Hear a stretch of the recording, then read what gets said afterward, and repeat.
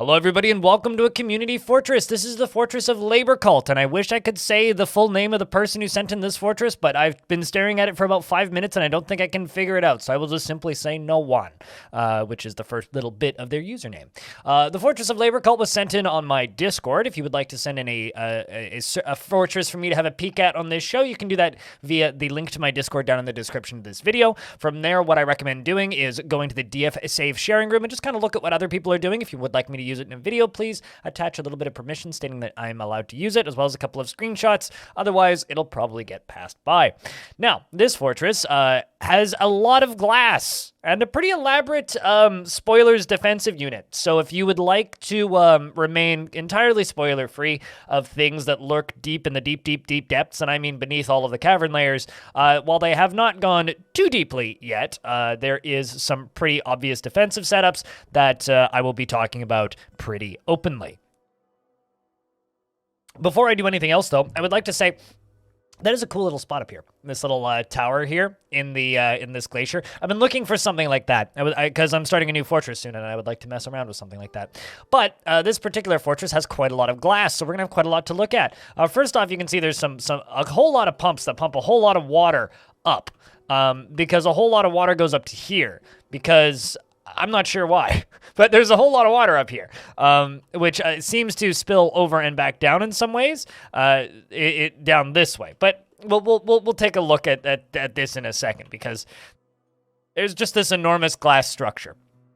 So the fortress has this little entry ramp here with this tiny little trade space, and then right next to that is a little stairway going up that. There's a guard goose, of course. Everybody needs a Commander Honk to pay attention to whether or not enemies are coming in. So, you know, glass window and glass windows, anything stealthed will be spotted by the goose, and goose will scream really loudly, and then they'll probably break the window and kill the goose. But you know what? Worse things have happened, and I'm sure that their sacrifice will be well respected. A little bit higher, we can see a stairway goes up into this very tight corridor trap. And then there's a bit of a mess of other corridors and doors. And I'm assuming that this is to, you know, distract them so that they are forced into this upper area so that this whole thing can be flooded with lava. Now, I just want to make sure that no matter what happens here, Commander Goose doesn't get squished. Because if Commander Goose got burnt, I would be very sad. Like, if they broke that mirror, I would be so bummed out if poor old Commander Goose got to die. So I'm just going to add a real quick line. Yeah, it does kind of look like as long as you lock this door, things should just go up here and get like roasted. And then, it seems like stuff just kind of drains out the end. And of course, there's these very long, like very narrow bridges. Not a way I personally would set up defense, but it's certainly a way you could set up defense. So I do respect it. I think it's a nice setup, and the glass is a nice touch. Although I do love me lava setups as defense. Lava is great. And then, of course, the glass roofs on top of the whole thing.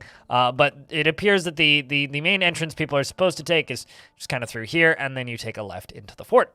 Now, this area here seems to just be like, you know, a big old fortress where you really don't want to wear a skirt unless you want to show people your undergarments. We have these two barracks right here, as well as a lot of ammunition and weapons and ammo and stuff. A library that clearly got flooded recently, which I think is an absolute shame because it seems to be full of books, I would assume. Of course, 175 bookcases and 112 books total. So I really hope that all those books got dried out nicely.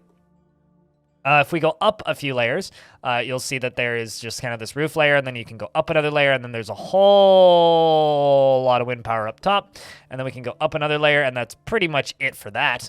But if we go down, down, and down, well, that's where your frame rate's going. You know, it's kind of funny. Like, I was looking at this fortress before I started recording, and I was going, man, that is a lot. And, like, look at this. Look at this. Look at this. Look at this. You know, it's funny. I think every single player who plays Dwarf Fortress has their own personal paranoia about what wrecks FPS. For me, it's if you have enough animals in a particular location that you start seeing them attacking each other, it means it's time to slaughter 2/3 of them. And there is a bunch of like stuff up here in this stockpile, so I assume they are getting slaughtered, but my god, there's a lot of them. I would just like put all of these into a cage and let them starve to death because like there's just so much there. That's insane. So if we go down a little bit, we can follow this kind of stairway, which goes down to this area over here. And then there's this more central stairway, which comes down from up here. Of course, the nice stairway design, really good for frames. We go down to, because this fortress needs it, we go down to here, and there's a catapult practicing arena. The fun fact about catapults, they'll actually take out trees, but do not have any kind of friendly fire. So you can totally just like fire catapults anywhere and not worry about them hitting your dwarves because there's no friendly fire. However, when they hit the wall over here, because they just fire the boulders in a straight line, when they hit the wall over here, the boulders will fall straight down. And if a dwarf just happens to be picking up one of those boulders, that will kill your dwarf. So just keep that in mind. Falling boulder, do. Flying boulder, don't. Don't ask me why. I didn't make this game. I just play it a lot. And then as we go down, there's a few blocked off spots. Now, I'm assuming there's an aquifer here, which seems to be the case. I would have just channeled it out at that point. I do like this layout. It seems to be kind of unfinished here, but it's just a giant guild hall. I really hope that some furniture gets put in here eventually. And then down here we have some temples, which are very nice. And then as we go down, we can follow this main stairway. And then some stuff starts to happen over here. We got this kind of machine area. Now, this is one of the biggest farms I've ever seen. I would actually say that these farms are so big that the dwarves won't actually have time to plant them all in a season. Also, I'm not seeing any accessible seeds. There may be a seed stockpile around here somewhere. And also, look at this. You see how you've got all of these like plants just like stacked? It's because they are harvesting this area, but they don't actually have anywhere to put them. So this farm, while big and impressive looking, is a wee bit redundant, as they just straight up don't have time to actually plant them all. And I haven't found any seed stockpiles close by, which there might be, and I'm just not noticing them. But I would recommend just having like maybe filling up all of these with seed stockpiles. Just food stockpile, remove everything except for seeds, and then remove all barrels from them. And then hopefully those will get sorted, unless that's what this is down here. Nope, that's for plants. Okay. Is this for seeds? No, food, seeds. Okay. Do you have barrels allowed? Yeah, okay, so this says barrels allowed, which is going to cause job cancellations. Also, I'm barely seeing any. How are these even? Are these being transported by the rail tracks? Is that what's going on here? Hold on, let me double check this. Yeah, okay, so they're being I still would make sure that you remove barrels, because this has barrels allowed on it. Although they might have just been re-allowed on it because I just selected it. That might still be a thing in Dwarf Fort. Anyway, never mind. Forget what I said about seed stockpiles, but like, I do wonder if these dwarves are even able to get all these planted, because I'm seeing so many of them just like being like, no seeds, which might actually just mean that there are no seeds available or they're in transit. Anyway, let's move down here a little bit, and we can see kind of this lovely flowing design. We've got many different groups and spaces. We've got dormitories. I've seen a couple dormitories in this fort now, to the point where I'm wondering if there's actually any bedrooms. There's these different temples, which of course are lovely to see, and then a tavern. And a dining hall right next to the tavern, which is filled with much food and much glass, me like. Big old piles of whatever that is.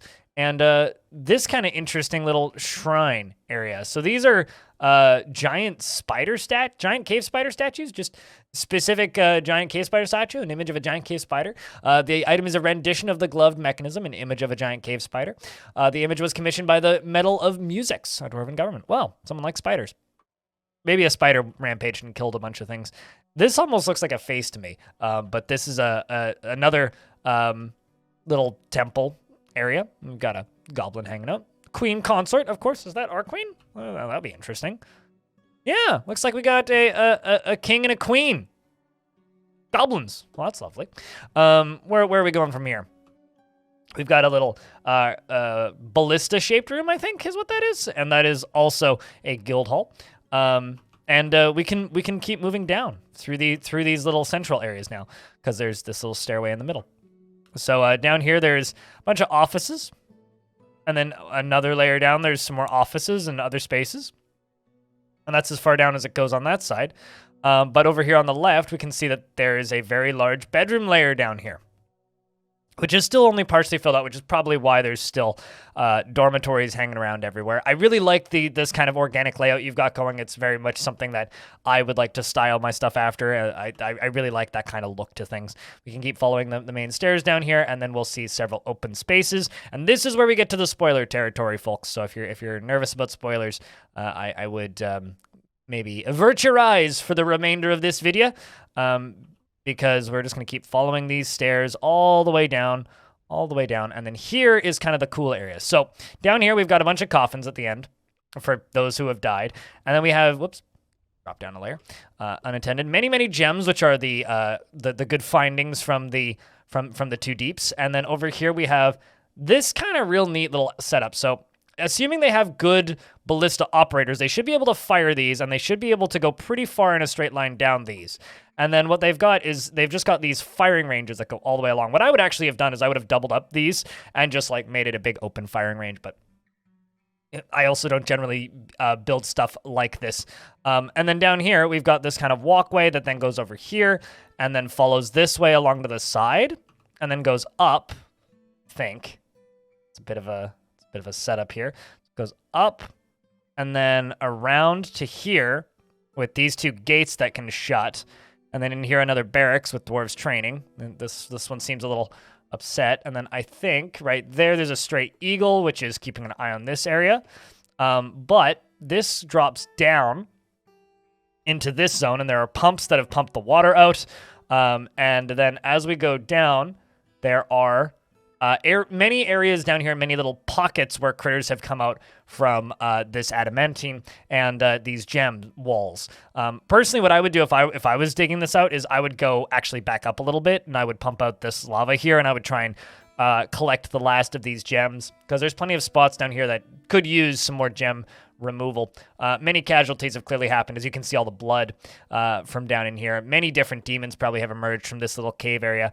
When actually mining through the adamantine, if you smooth and then fortify it first, you'll be able to see behind the adamantine, which is usually what I do, which makes things a little bit safer. It seems like this area is getting drained slowly or something. You could actually go up one layer above this lava right here and actually like channel down from like, I don't know, maybe right there. And just like maybe turn some of this into obsidian that way, but plenty of different ways to get through this. It's such a time-consuming project now to dig through the gem spires into the adamantine instead of the old days where you could actually get from like surface to hell in like 15 minutes. But I look forward to the actual breach and maybe share some spoiler screenshots on the surface when you do. This is one hell of a hell defense, and I would love to see this in action against the full forces of the underworld. I just want to say real quick thank you to Nowan for sending in this particular fortress of Laborcult. And because somebody asked me on the last video, I will continue showing Stone Sense screenshots on fortresses where it's justified. But many of these are very flat looking in their setups, and it's just, it doesn't really make a huge amount of sense to show off Stone Sense where there is not a lot of depth in the fortress itself. So I just want to say real quick thank you for sending in this here fortress, and good luck with your assault on hell. And I really like this massive glass of structure. Personally, I would have made it less square myself, but that's just because I'm weird like that. If you'd like to see more videos like this and more fortresses sent in by the community, you can go over to my Discord or alternatively the YouTube channel and take a look at the different series that we have here. And this playlist is getting rather long. I also do some Let's Plays over on the YouTube of Dwarf Fortress, as well as some tutorials. And if you'd like to see me play video games live, you can find me at twitch.tv/BLINDIRL. If you would like to support this channel directly, you can do that via my merch store. I just put a bunch of new stickers up there. And if you would like to, once again, watch me play games live, twitch.tv/BLINDIRL. Thank you very much for watching, and I hope to see you in the next one.